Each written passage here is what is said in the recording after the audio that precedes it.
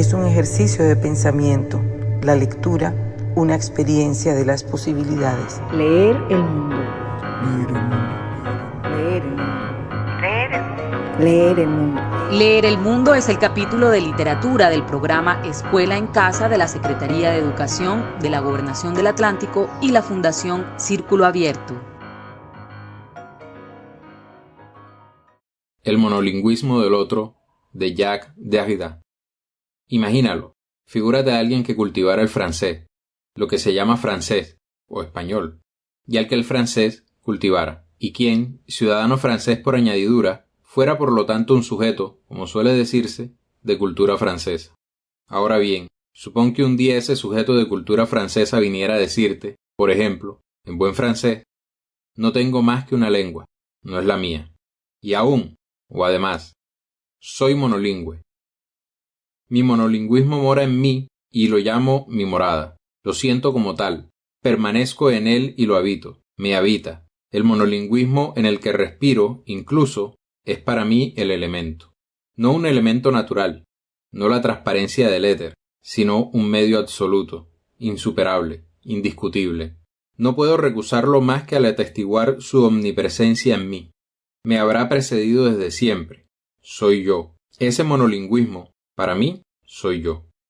Eso no quiere decir, sobre todo no quiere decir, no vayas a creerlo, que soy una figura alegórica de ese animal o esta verdad, el monolingüismo. Pero fuera de él yo no sería yo mismo. Me constituye, me dicta hasta la ipsidad del todo, me prescribe, también, una soledad monacal, como si estuviera comprometido por unos votos anteriores incluso a que aprendiese a hablar. Ese solicismo inagotable soy yo antes que yo, permanentemente. Ahora bien, nunca esta lengua, la única que estoy condenado así a hablar, en tanto me sea posible hablar, en la vida, en la muerte, esta única lengua, ¿ves?, nunca será la mía, nunca lo fue, en verdad. ¿Adviertes de golpe el origen de mis sufrimientos? Porque esta lengua los atraviesa de lado a lado, y en lugar de mis pasiones, mis deseos, mis plegarias, la vocación de mis esperanzas.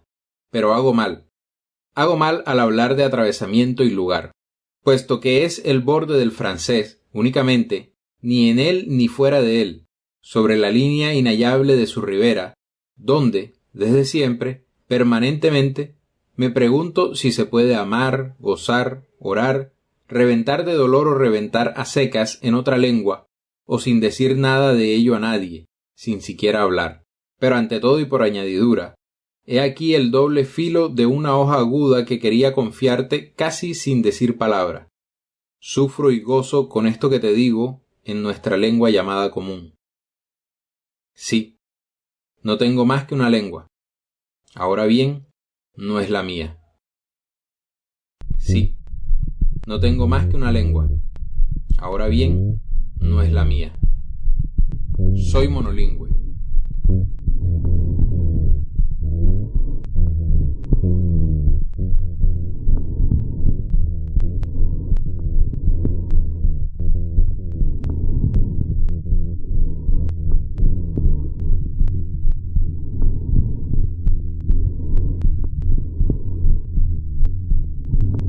Espacio vital, de Isaac Asimov.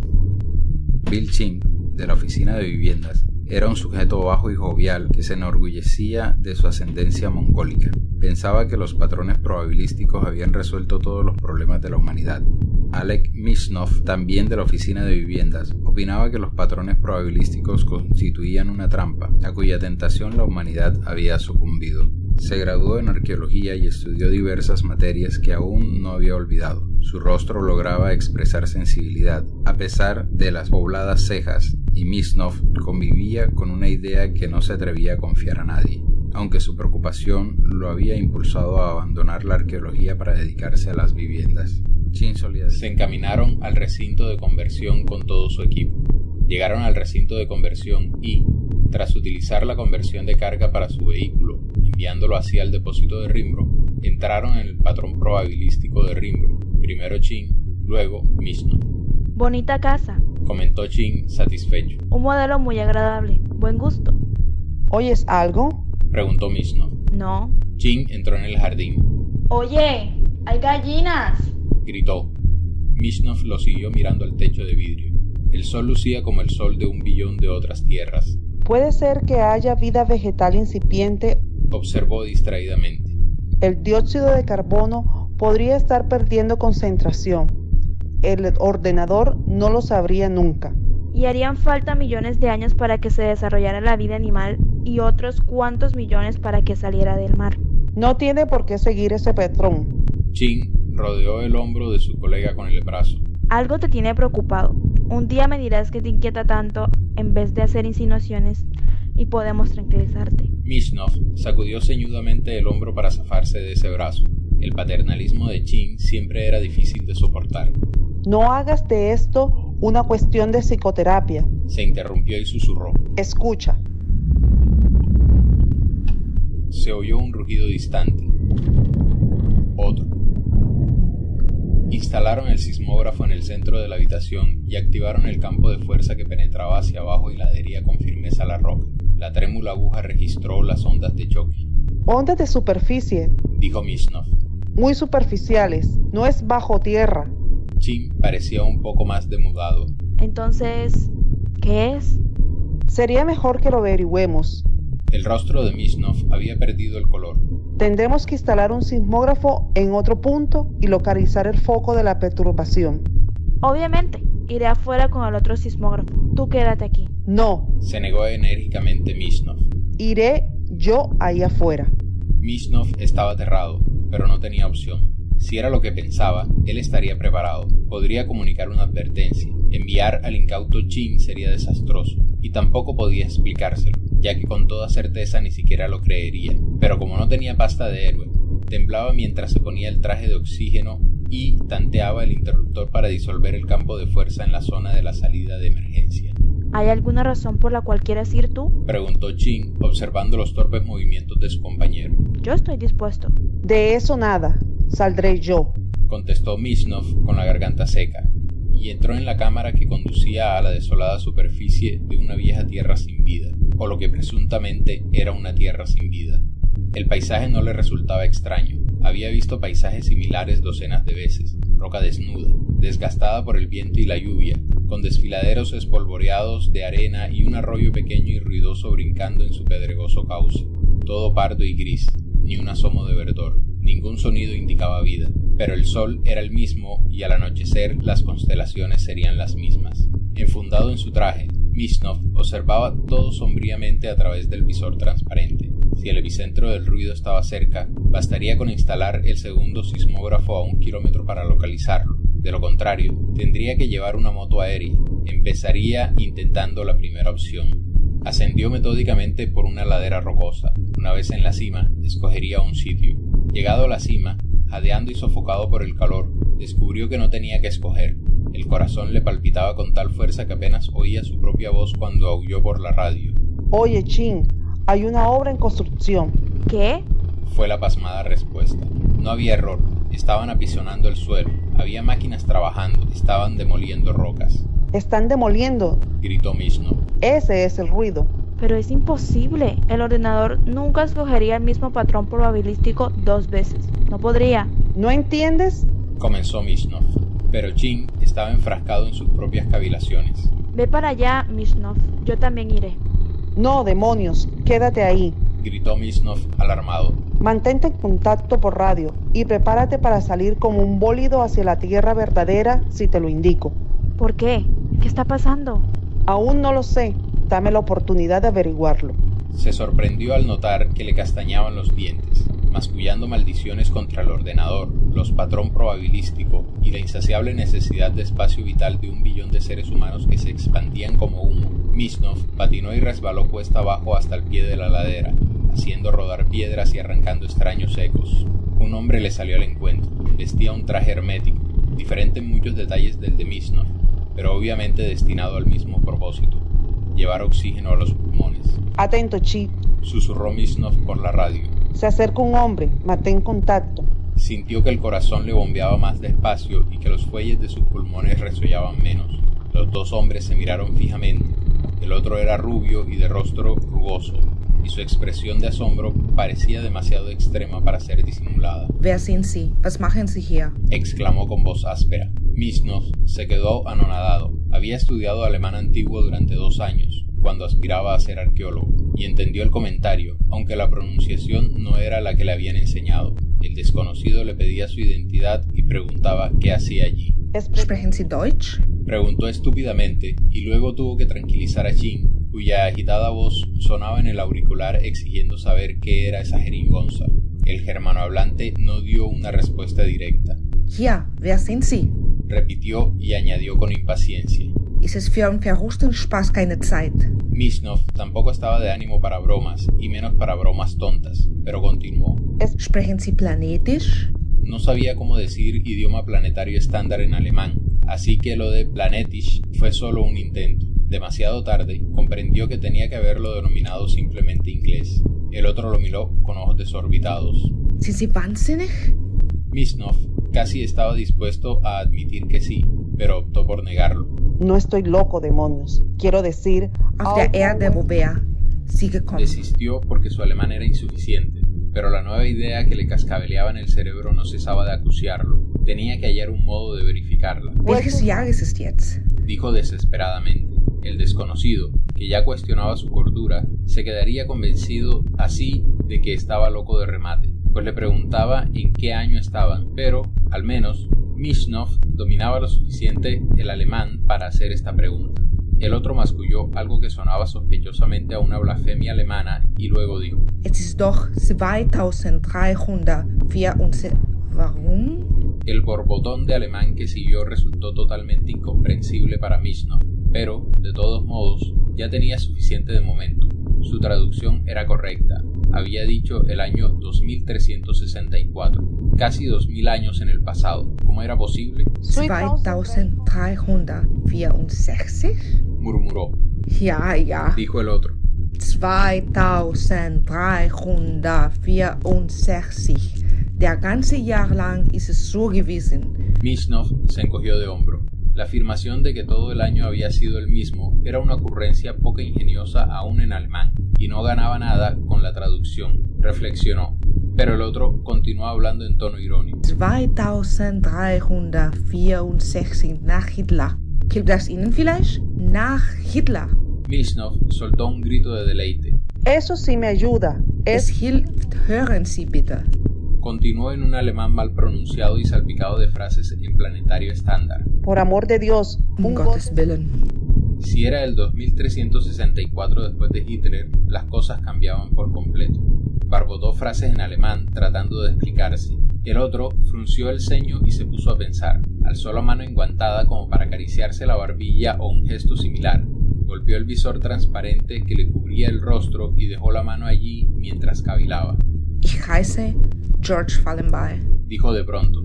Misnov pensó que ese nombre era de origen anglosajón, aunque los cambios en la pronunciación de las vocales le daban un aire teutónico. Guten Tag. Contestó torpemente. Ich heiße Alec Mishnov. Y entonces reparó de la derivación eslava de su propio nombre. Kommen Sie mit mir, Herr Mishnov. Dijo Fallenby. Misnov lo siguió con una sonrisa tensa mientras murmuraba por la radio. todo en orden, Chin, todo en orden.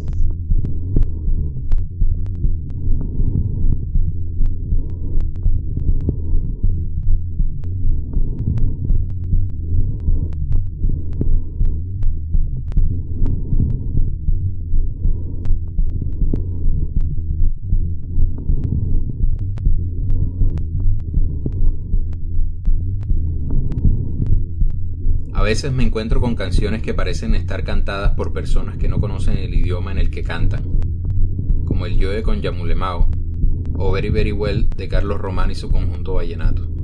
A esto me gusta decirle desplazamientos lingüísticos, porque es como un desfase o un movimiento de una lengua a otra que no llega a traducción.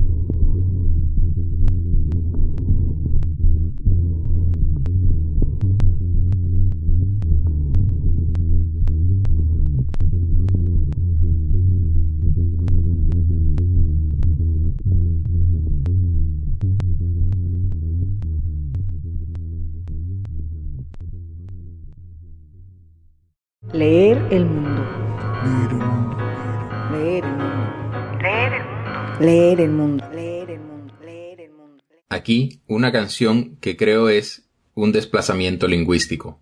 Jalousie, de la orquesta Rocamambo, originarios del antiguo Zaire, ahora República Democrática del Congo. Yo soy un poquito celoso, mi chiquita no lo sabe todavía. Si quiere el amor más grande, ay, quiero decirle a tu mujer. Yo soy un poquito celoso, mi chiquita no lo sabe todavía. Si quiere el amor más grande, ay, quiero decirle a tu mujer.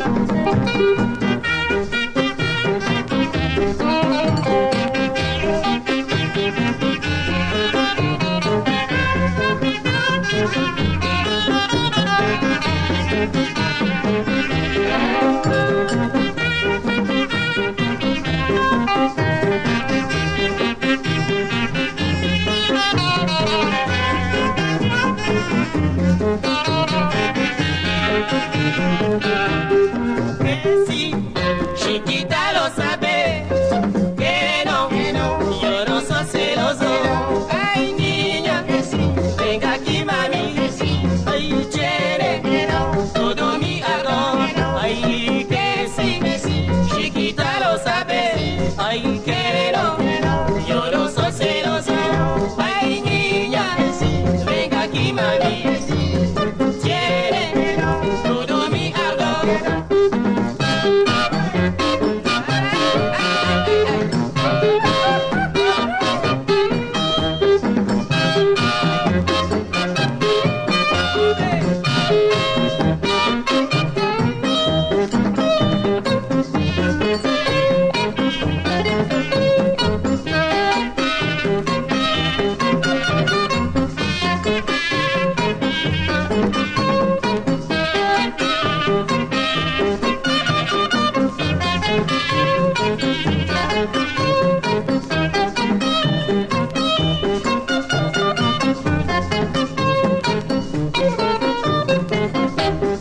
Que sí, chiquita lo sabe, que no, yo no soy celoso.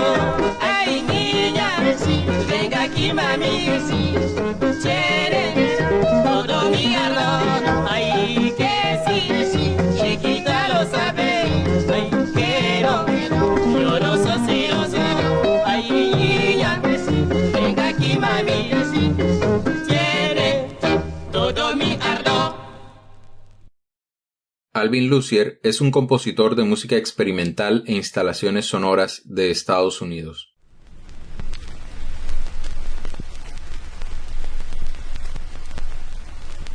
I am sitting in a room different from the one you are in now. I am recording the sound of my speaking voice, and I am going to play it back into the room again and again until the resonant frequencies of the room reinforce themselves, so that any semblance of my speech, with perhaps the exception of rhythm, is destroyed. What you will hear then are the natural resonant frequencies of the room articulated by speech. I regard this activity not so much as a demonstration of a physical fact, but more as a way to smooth out any irregularities my speech might have. En 1969, Alvin Lucier tomó una grabadora y se sentó en una habitación distinta de la habitación en la que estoy yo ahora o en la que estás tú. grabó su voz mientras hablaba y la reprodujo y volvió a grabar una y otra vez hasta que las frecuencias resonantes de la habitación borraran toda semblanza de lo que decía, excepto quizás el ritmo. Hizo esto no tanto para demostrar un fenómeno físico, sino más bien para alisar las irregularidades de su discurso. With perhaps the exception of rhythm, is destroyed.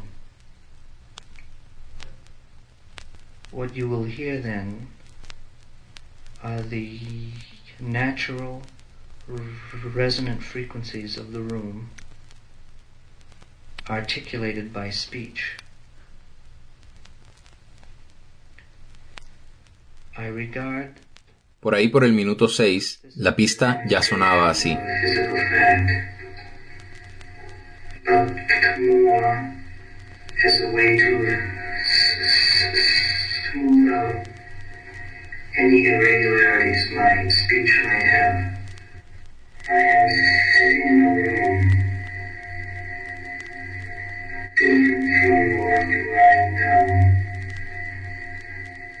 Al final, la grabación original termina sonando de esta manera.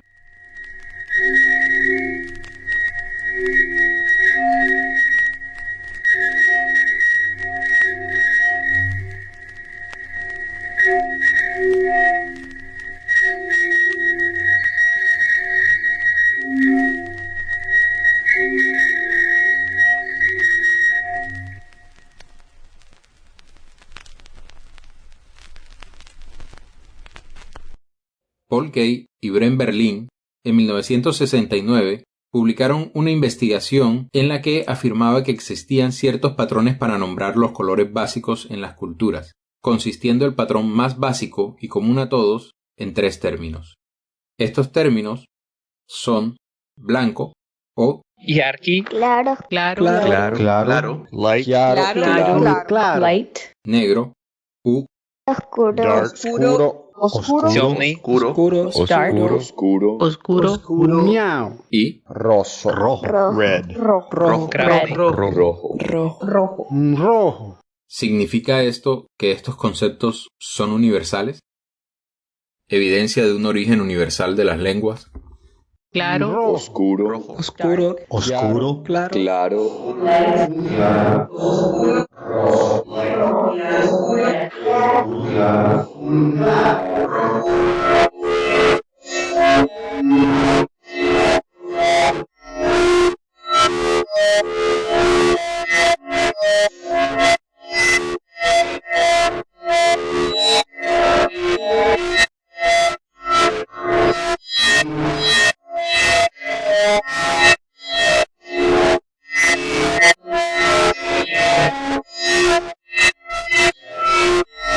El sol desnudo de Isaac Asimov. La humanidad en la Tierra vive en ciudades subterráneas, en bóvedas de acero incapaces de salir a la intemperie, de enfrentar el mundo exterior, ni siquiera de ver el azul del cielo o tan siquiera el sol. En los mundos exteriores, planetas colonizados por la humanidad, prosperan sociedades al aire libre, navegantes del espacio, pero de baja densidad poblacional, en algunos casos tan baja que las personas difícilmente se reúnen unas con otras. El detective Elijah Baley, terrícola, hace lo imposible y abandona la seguridad de las ciudades enterradas de la Tierra para investigar un crimen acontecido en los mundos exteriores. Resonó la voz de Daniel. ¿No sería posible, señora del Marren, que esa ventana que vemos fuese polarizada o cubierta?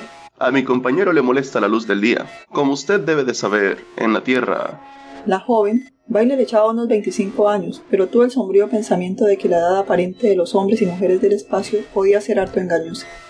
Se llevó las manos a las mejillas, diciendo: Ah, sí, estaba al corriente de este detalle. Qué tonta soy.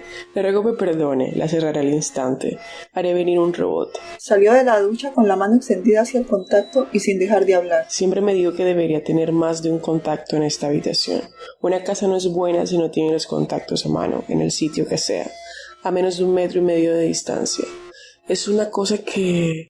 Pero, ¿qué le ocurre? Miró sorprendida a Bailey, quien después de ponerse en pie de un salto y derribar la silla, había enrojecido hasta la raíz de los cabellos para luego volverse de espaldas apresuradamente. Señora del Marre, dijo Daniel con la mayor flema. Sería mejor que después de establecer contacto con el robot, volviese usted a la ducha, o al menos que se pusiera alguna ropa encima. Gladia contempló, sorprendida, su propia desnudez. No faltaría más, dijo, como excusándose. Pensé que siendo solo una visualización. Gladia se había envuelto en una toalla que dejaba brazos y hombros al descubierto. Enseñaba también una pierna hasta medio muslo, pero Bailey, dueño ya de sí mismo, se esforzó estoicamente por no verla. Dijo entonces: Verá usted, señora del Mar, se debió a la sorpresa.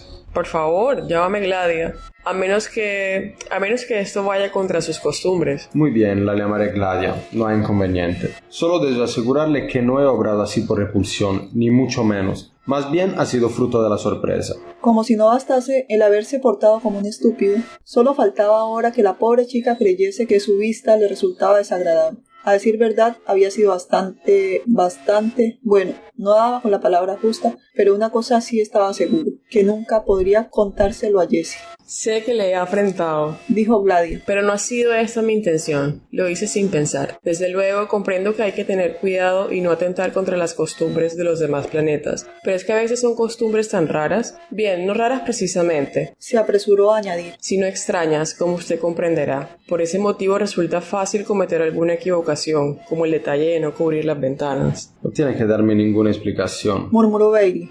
Gladia había pasado a la otra habitación que tenía todas las ventanas cerradas. La luminosidad de aquella estancia le daba un tono más íntimo, señal inequívoco de que la luz era artificial. Pero en cuanto a lo otro, continuó ella con mucha seriedad, tenga usted en cuenta que no era más que una visualización. Además, no le importó hablar conmigo cuando estaba en el secador, y entonces tampoco llevaba nada puesto. Verá usted, oírle es una cosa y verla es otra, dijo Bailey, deseando que ella dejase aquel tema lo antes posible. Pero es que no es exactamente esto. Aquí no se trata de ver, dijo ella, ruborizándose ligeramente y bajando la vista. Espero que no me creerá usted capaz de hacer una cosa así, como salir del secador si alguien me estuviera viendo realmente. Usted me estaba solo visualizando. Pero ¿acaso no es lo mismo?, inquirió Bailey, asombrado. En absoluto. Ahora, por ejemplo, me está visualizando. No puede tocarme, ni olerme, ni nada parecido. En cambio, si me estuviese viendo, podría hacerlo. En ese momento, yo estoy a 300 kilómetros de distancia por lo menos. ¿Cómo puede ser eso la misma cosa? Dígame. Bailey iba encontrando todo aquello interesante. Pero yo la estoy viendo con mis propios ojos. No, usted no me ve. Usted ve mi imagen, me visualiza. Y hay mucha diferencia entre una cosa y otra. Una diferencia muy grande. Comprendo. Hasta cierto punto lo comprendía. No era fácil establecer de buenas a primeras semejante distinción, pero, en el fondo, tenía cierta lógica. Inclinando la cabeza a un lado, ella preguntó: ¿De veras lo comprende? Sí. En tal caso no le importaría que me quitase el albornoz, ¿verdad? Y lo decía sonriendo. Él pensó: está bromeando y tendré que seguirle el juego, pero dijo en voz alta: eso me distraería de mi trabajo. Ya hablaremos de ello en otro momento. ¿Le molesta que me presente ante usted con ese albornoz o prefiere que me ponga algo más serio? Le aseguro que no me importa. ¿Me permite que le llame por su nombre de pila? Siempre que quiera. ¿Cómo se llama usted? Elijah. Bien. Se sentó perezosamente en una silla que parecía dura, hecha como de material cerámico, pero que cedió bajo su peso hasta ceñirle suavemente el cuerpo. ¿Y si fuésemos al grano?, dijo Bailey, a lo que ella repuso: al grano, pues. Aquella entrevista le resultaba extremadamente difícil. Ni siquiera sabía cómo empezar. En la Tierra solía hacerlo preguntando el nombre, la categoría social, la ciudad y distrito de residencia y otras 1000 preguntas rutinarias. En muchos casos, incluso conocía de antemano la respuesta y utilizaba el interrogatorio más que nada como plataforma para acceder a otros estadios. Le servía para tomarle la medida al sujeto interrogado y estudiar la táctica que le permitiera llegar a conclusiones sólidas y no a simples conjeturas. Pero en este caso no podía estar seguro de nada. El mismo verbo ver tenía distinto significado para ambos. ¿Cuántas otras palabras resultarían ambivalentes? ¿Cuántas veces emplearían equívocos y malentendidos sin darse cuenta?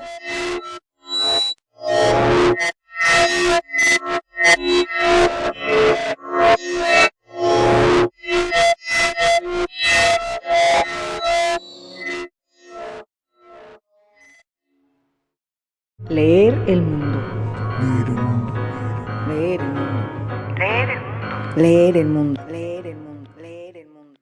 ¿Cuántos malentendidos surgen de palabras intraducibles, con interpretaciones diferentes o simplemente mal pronunciadas? Entrevelao. Mameyuo. Bacano. De madrugada, la madrugada. I'm about to go ham, yo. Butifarra. Rocambolesco. Cuadro. Wykarczowywać. Mira, ve, cuánto marca ese morro. Ajá. Madrugada. Isopátomo. Estrenar. Bromance. Sobremesa. Butifarra. Guía del autoestopista galáctico, de Douglas Adams. La guía del autoestopista galáctico no se trata de un libro terrestre, pues nunca se publicó en la Tierra, y hasta que ocurrió la terrible catástrofe de la desaparición de la Tierra, ningún terrestre lo vio ni oyó hablar de él. No obstante, es un libro absolutamente notable. En realidad, probablemente se trate del libro más notable que jamás publicaran las grandes compañías editoriales de la Osa Menor, de las cuales tampoco ha oído hablar terrestre alguno. No solo es un libro absolutamente notable, sino que también ha tenido un éxito enorme. Es más famoso que las obras escogidas sobre el cuidado del hogar espacial, más vendido que las otras 53 cosas que hacer en Gravedad Cero, y más polémico que la trilogía de devastadora fuerza filosófica de Olón Colupit. ¿En qué se equivocó Dios? Otros grandes errores de Dios. Pero, ¿quién es ese tal Dios? En muchas de las civilizaciones más tranquilas del margen oriental exterior de la galaxia, la guía del autoestopista ya ha sustituido a la gran enciclopedia galáctica como la fuente reconocida de todo conocimiento y la sabiduría, porque si bien incurre en muchas omisiones y contiene abundantes hechos de autenticidad dudosa, supera a la segunda obra, más antigua y prosaica, en dos aspectos importantes. En primer lugar, es un poco más barata, y luego, grabada en la portada con simpáticas letras grandes, ostenta la leyenda "No se asuste". Efectivamente, el contenido del bolso de Ford Perfect era muy interesante, y a cualquier físico terrestre se le habrían saltado los ojos de las órbitas solo con verlo, razón por la cual su dueño siempre lo ocultaba poniendo encima unos manoseados guiones de obras que supuestamente estaba leyendo. Aparte del subeta sensomático y de los guiones, tenía un pulgar electrónico, una varilla gruesa, corta y suave, de color negro, provista en un extremo de dos interruptores planos y unos cuadrantes. También tenía un aparato que parecía una calculadora electrónica más bien grande. Estaba equipada de un centenar de diminutos botones planos y de una pantalla de unos 10 centímetros cuadrados en la que en un momento podía verse cualquier cara de su millón de páginas. Tenía un aspecto demencialmente complicado, y esa era una de las razones por las cuales estaba escrito en la cubierta de plástico que lo tapaba las palabras "No se asuste", con caracteres grandes y agradables. La otra razón consistía en que tal aparato era el libro más notable que habían publicado las grandes compañías editoriales de la Osa Menor, la guía del autoestopista galáctico. Butifarra. De madrugada, la madrugada. Entrevelao. Estrenar. Puya. Isopátomo. ¿Cuánto marca ese morro? Joroba. Estrenar. De madrugada, la madrugada. De madrugada, la madrugada. Entrada del pez de Babel. Guía del autoestopista galáctico. Butifarra. El pez de Babel es pequeño, amarillo, parece una sanguijuela y es la criatura más rara del universo. Se alimenta de la energía de las ondas cerebrales que recibe no del que lo lleva, sino de los que están a su alrededor. Absorbe todas las frecuencias mentales inconscientes de dicha energía de las ondas cerebrales para nutrirse de ellas. Entonces, excreta en la mente del que lo lleva una matriz telepática formada de la combinación de las frecuencias del pensamiento consciente con señales nerviosas obtenidas de los centros del lenguaje del cerebro que las ha suministrado. El resultado práctico de todo esto es que si uno se introduce un pez de Babel en el oído, puede entender al instante todo lo que se diga en cualquier lenguaje. Las formas lingüísticas que se oyen en realidad descifran la matriz de la onda cerebral introducida en la mente por el pez de Babel. Sobremesa. Pero es una coincidencia extrañamente improbable el hecho de que algo tan impresionantemente útil pueda haber evolucionado por pura casualidad, y algunos pensadores han decidido considerarlo como la prueba definitiva e irrefutable de la no existencia de Dios. Su argumento es más o menos el siguiente: me niego a demostrar que existo, dice Dios, porque la demostración anula la fe, y sin fe no soy nada. Pero, dice el hombre, el pez de Babel es una revelación brusca. ¿No es así? No puede haber evolucionado al azar. Demuestra que vos existís, y por lo tanto, según vuestros propios argumentos, vos no. Quod erat demonstratum. Válgame Dios, dice Dios. No había pensado en eso. Y súbitamente desaparece en un soplo de lógica. Bueno, eso era fácil. Dice el hombre que vuelve a hacer lo mismo para demostrar que lo negro es blanco y resulta muerto al cruzar el siguiente paso de cebra. La mayoría de los principales teólogos afirma que tal argumento es un montón de patrañas, pero eso no impidió que Olón Colupir hiciese una pequeña fortuna al utilizarlo como tema central de su libro Todo lo que le hace callar a Dios, que fue un éxito en ventas. Madrugada. Sobremesa. Sobremesa. Mira, cuánto marca ese morro. Los fósforos. Sobremesa. Cuadro.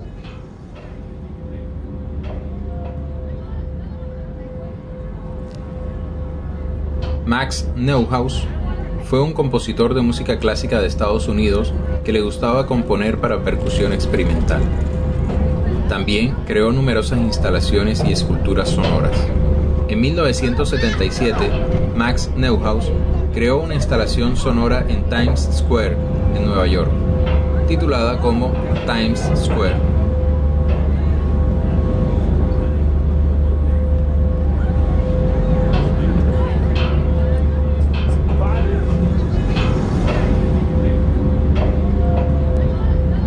El lenguaje de los nuevos medios, de Lev Manovich. La estructura de una imagen informatizada es relevante al respecto. En el plano de la representación pertenece al lado de la cultura humana y entra de manera automática en diálogo con otras imágenes, con otros semas y mitemas culturales. Pero a otro nivel, se trata de un archivo informático que consta de un encabezamiento que la máquina puede leer, seguido por números que representan la colorimetría de sus píxeles. A este nivel, entra en diálogo con otros archivos informáticos, y las dimensiones de este diálogo no son el contenido de la imagen o sus significados ni sus cualidades formales, sino el tamaño y el tipo de archivo, la clase de compresión utilizada, el tipo de formato, etc. En resumidas cuentas, se trata de dimensiones que pertenecen a la cosmogonía propia del ordenador y no de la cultura humana. De la misma manera, se puede pensar en los nuevos medios en general como si constaran de dos capas diferenciadas, la capa cultural y la capa informática. Como ejemplos de categorías que pertenecen a la capa cultural, tenemos la enciclopedia y el cuento, la historia y la trama, la composición y el punto de vista, la mímesis y la catarsis, la comedia y la tragedia. Mientras que, como ejemplos de categorías de la capa informática, tenemos el proceso y el paquete, como los paquetes de datos que se transmiten por la red, la clasificación y la concordancia, la función y la variable, el lenguaje informático y la estructura de datos. Como los nuevos medios se crean, se distribuyen, se guardan y se archivan con ordenadores, cabe esperar que sea la lógica del ordenador la que influya de manera significativa en la tradicional lógica cultural de los medios. Es decir, cabe esperar que la capa informática afecte a la capa cultural. Las maneras en que el ordenador modela el mundo representa los datos y nos permite trabajar. Las operaciones fundamentales que hay tras todo programa informático, como buscar, concordar, clasificar y filtrar, y las convenciones de su interfaz, en resumen, lo que puede llamarse ontología, epistemología y pragmática del ordenador, influyen en la capa cultural de los nuevos medios, en su organización, en sus géneros emergentes y en sus contenidos. Por supuesto, lo que llamo la capa informática no está ella misma fijada, sino que cambia con el tiempo. Mientras que el hardware y el software siguen evolucionando y el ordenador se usa para nuevas tareas de maneras nuevas, esta capa experimenta una continua transformación. El nuevo uso del ordenador en cuanto a aparato mediático es relevante al respecto, pues está afectando al hardware y al software del ordenador, sobre todo en el plano de su comunicación del hombre, que se parece cada vez más a las interfaces de los viejos aparatos mediáticos y tecnologías culturales, como el video, la cámara de fotos o el cassette. En resumen, la capa informática y la cultural se influyen mutuamente. Por emplear otro concepto de los nuevos medios, podemos decir que se están integrando en una composición, el resultado de la cual es una nueva cultura del ordenador, una mezcla de significados humanos e informáticos, de los modos tradicionales en que la cultura humana modeló al mundo y de los propios medios que tiene el ordenador para representarlo.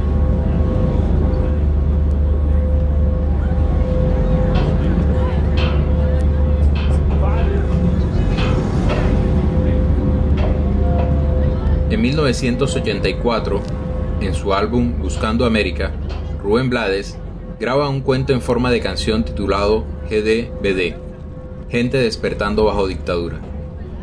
La música, o parte de ella, está inspirada en la instalación Times Square de Max Neuhaus. Si prestamos atención, quizás podamos escuchar cómo dos lenguajes se encuentran y se transforman mutuamente.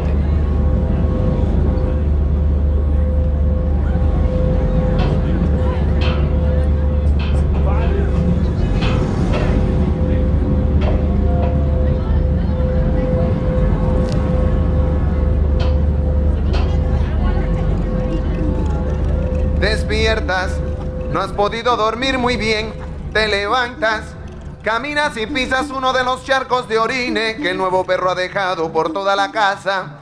Maldiciendo entras al baño brincando en una sola pierna, enciendes la luz y restriegas el pie sobre la cubierta que tu esposa le puso al excusado. Vas hasta la bañadera blanca, abres los dos grifos del agua y controlas la temperatura. Levantas la cosa esa que no sabe cómo se llama y que hace que el agua salga por la regadera. Te bañas, no cantas. Sales de la tina, te secas con una toalla que dice Disneylandia.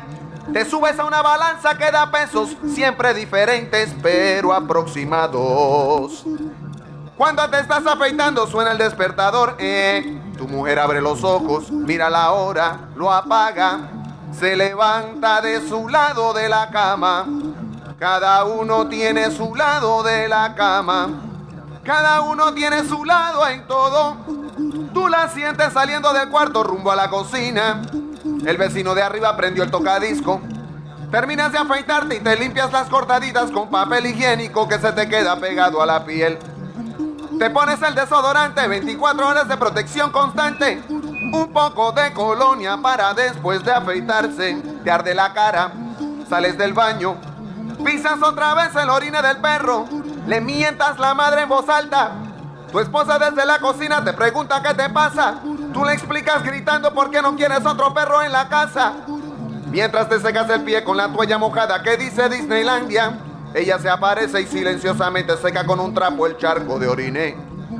Vas al closet y sacas la ropa que te vas a poner. Miras el reloj, hueles el café, te vistes, no encuentras la correa.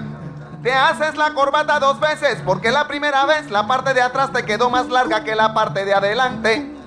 Vas a la cocina, tu esposa ya preparó tu desayuno. Le hablas otra vez del perro. Ella, sin contentarte, te recuerda que hay que pagar la cuenta de la luz y la matrícula de la escuela de los chiquillos. Cuelgas tu jacket del borde de la silla y te sientas en la mesa de la cocina. Tu esposa enciende el radio.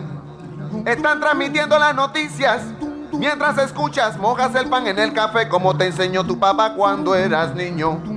Suena el teléfono, tu esposa lo contesta. Es para ti, de la oficina. Hoy van a arrestar al tipo.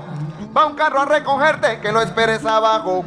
cuelgas el teléfono, vas a tu cuarto, abres la segunda gaveta del armario, tu gaveta, sacas tu libreta y tus lentes negros, vas a la cama, levantas el colchón y sacas tu revólver, vas a la cocina, tomas tu jacket y lo pones todo en el bolsillo de adentro, tu esposa te observa, le das un beso al espacio, al lado de la mejilla que ya no devuelve, ¿o sí?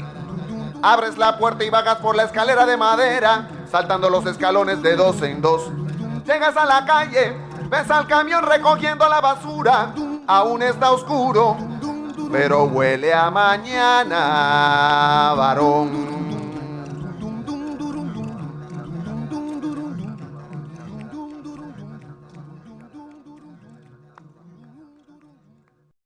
Leer el mundo.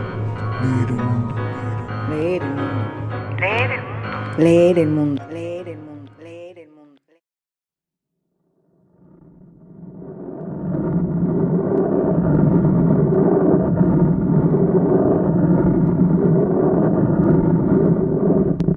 La historia de tu vida, de Ted Chiang. Aunque me he convertido en una experta en heptápodo B, sé que no experimento la realidad como lo hace en heptápodo. Mi mente fue forjada con el molde de los idiomas secuenciales humanos y por mucho que me sumerja en un idioma extraterrestre, no hay manera de reformarla completamente. Mi visión del mundo es una amalgama de humano y heptápodo. Antes de que aprendiera a pensar en heptápodo B, mis recuerdos crecían como una columna de ceniza de cigarrillo dejada por la franja infinitesimal de combustión que era mi conciencia, que marcaba el presente secuencial. Después de aprender heptápodo B, nuevos recuerdos aparecieron como bloques gigantes, cada uno abarcando años enteros, y aunque no llegaron en orden ni aterrizaron uno junto al otro, pronto compusieron un periodo de 5 décadas. Es el periodo durante el que conozco lo suficiente del heptápodo B para pensar en él, comenzando con mis entrevistas con aleteo y pedorreta y terminando con mi muerte. Habitualmente el heptápodo B afecta solo a mis recuerdos. Mi conciencia avanza penosamente hacia adelante como hacia antes, una franja brillante arrastrándose por el tiempo. Pero la diferencia es que la ceniza de los recuerdos se extiende por delante además de por detrás. En realidad no hay combustión, pero de vez en cuando tengo atisbos de conciencia regida por el heptápodo B y experimento el pasado y el futuro al mismo tiempo. Mi conciencia se convierte en una piedra de ámbar de medio siglo de longitud que arde fuera del tiempo. Percibo durante esos atisbos toda esa época como una simultaneidad. Es un periodo que cubre el resto de mi vida y toda la tuya.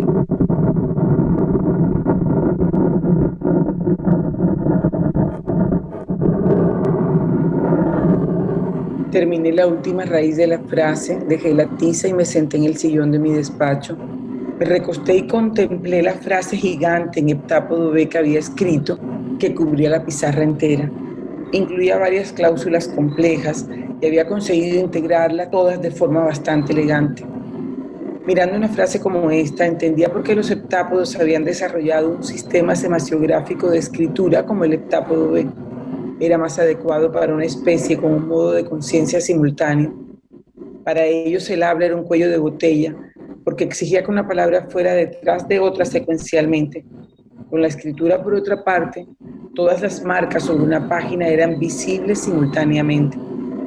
¿Por qué constreñir la escritura con una camisa de fuerza glotográfica, forzándola a ser tan secuencial como el habla? Ellos nunca pensarían así.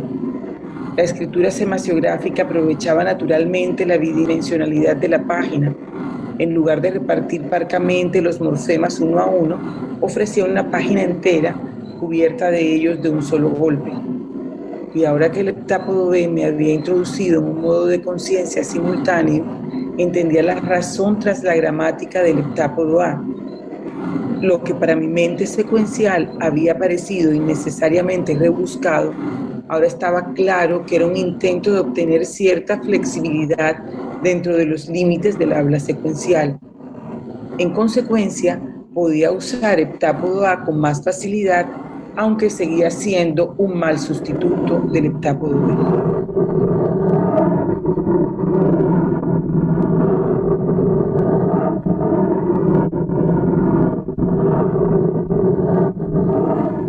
Practicaba el heptápodo B a cada oportunidad, tanto con los otros lingüistas como sola.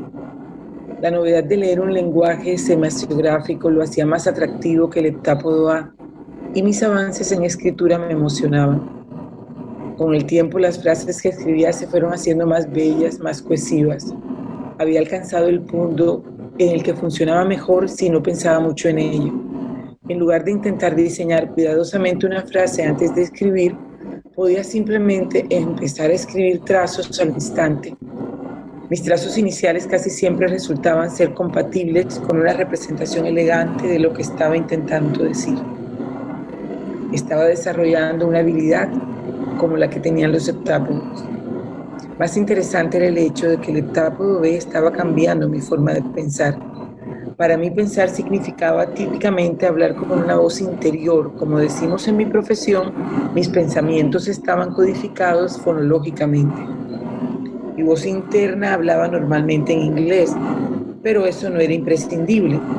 El verano después de mi último año de instituto asistí a un programa de inmersión total para aprender ruso. Al final del verano estaba pensando, incluso soñando en ruso, pero siempre era ruso hablado. Diferente idioma, misma forma, una voz hablando silenciosamente en voz alta. La idea de pensar de forma lingüística, pero no fonológica, siempre me había intrigado. Tenía un amigo que era hijo de padres sordos.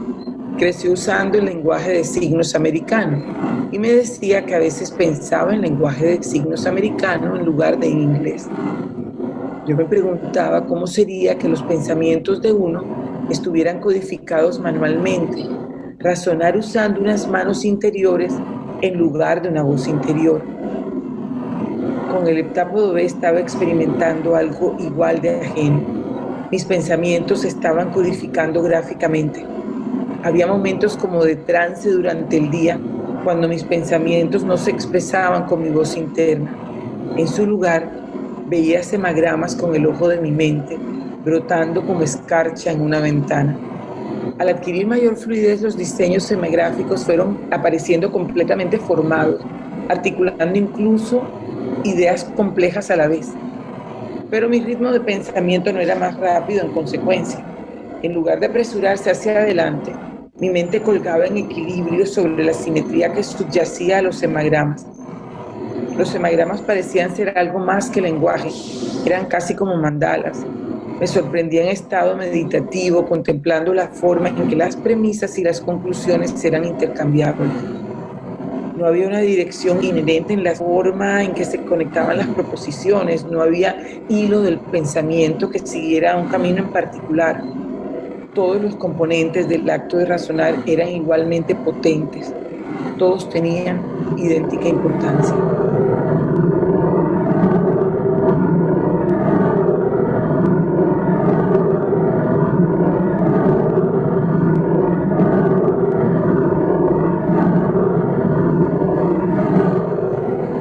Pensad en el fenómeno de que la luz toque el agua en un ángulo dado y viaje a través de ella en un ángulo diferente.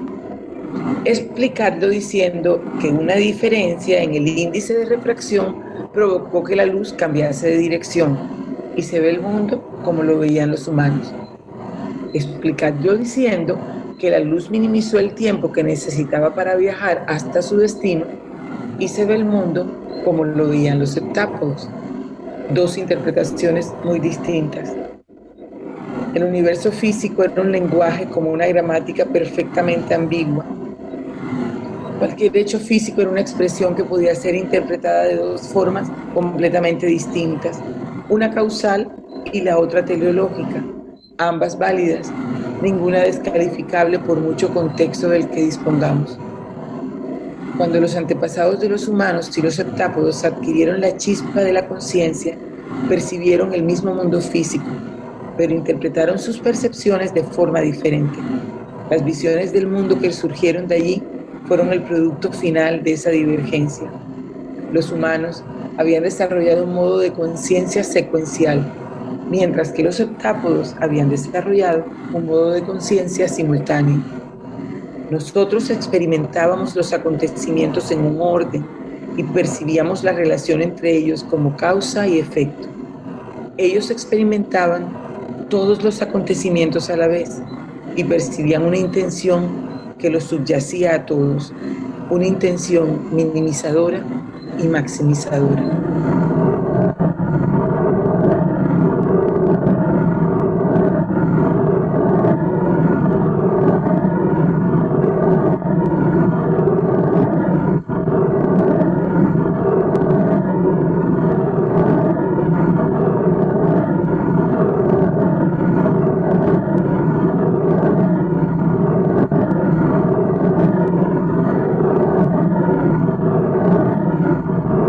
En 2013, los artistas y docentes Eliezer Salazar y Luis Carlos Rincón Alba fueron con 120 estudiantes de la Universidad del Norte a un prestigioso centro comercial de la ciudad de Barranquilla y proclamaron en voz alta y al unísono las 67 lenguas de origen indígena y africano que se hablan en el territorio colombiano. La acción se grabó a manera de selfie por cada uno de los 120 participantes. Creol, Ica, Guayunaki, Etetara, Tamana, Comián, Yuca, Tayana, Uva, Lengua Ripalengue, Tule, Bari, Itu, Tucuna, Conan, Cuiva, Nucar, Emberá, Romaní, Yaruro, Curripaco, Yubú, Piapoco, Yuruti, Tuyuca, Cuinabe, Guanano, Quinigua, Tanimuca, Muinane, Tatuyo, Siriano, Nantri, Nazayuhue, Guayabero, Tayuyo, Inca, Cubeo, Desano, Sicuani, Caripona, Carapana, Sáliva, Nonuya, Corebajo, Cocama, Aguá, Cofán, Cabillari, Tamensá, Cocaína, Cacua, Bora, Quichua, Achagua, Barazana, Siona, Pizamira, Andoque, Macuna, Bará, Piraña, Piratapuyo, Ticuna, Huitoto, Yagua, Creol. Entretanto, el pobre pez de Babel, al derribar eficazmente todas las barreras de comunicación entre las diferentes razas y culturas, ha producido más guerras y más sangre que ninguna otra cosa en la historia de la creación. The Tour de Babel de Jacques Derrida. Guandirioso, Londale, ya se quitao nombre. Él hace pati, cuepejuelo, racional y también hace lompe, mangajorú colonial, u imperialismo rimboso. Te invitamos a interactuar con Leer el Mundo al chat de WhatsApp 304-605-6253. ¿Qué ideas o conceptos crees que son universales? ¿Qué palabra crees que no tienen traducción en tu idioma? Para ti, de las palabras que conoces, ¿cuál es la más difícil de pronunciar?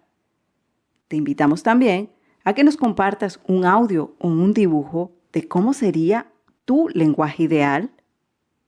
Y por último, para cerrar, también nos gustaría recibir un dibujo de cómo crees que se vería el idioma etápodo escrito. Recuerda, 304-605-6253. Agradecimientos. Alecos Díaz. Alexei. Daniel. Cooks Nuwu. Gabriel Ortiz. Ivo. Jorge Ferreira. Lilia Martínez. Tu serenísima y majestuosa majestad. Mayo. Papi Lindo. Orlando. Gavino. Samantha Sullivan. Sandri. Susi. Sophie. María Leonor Díaz Torres. Vicky. Gaspar. Diana Díaz. Leer el mundo. Leer el mundo. Leer el mundo.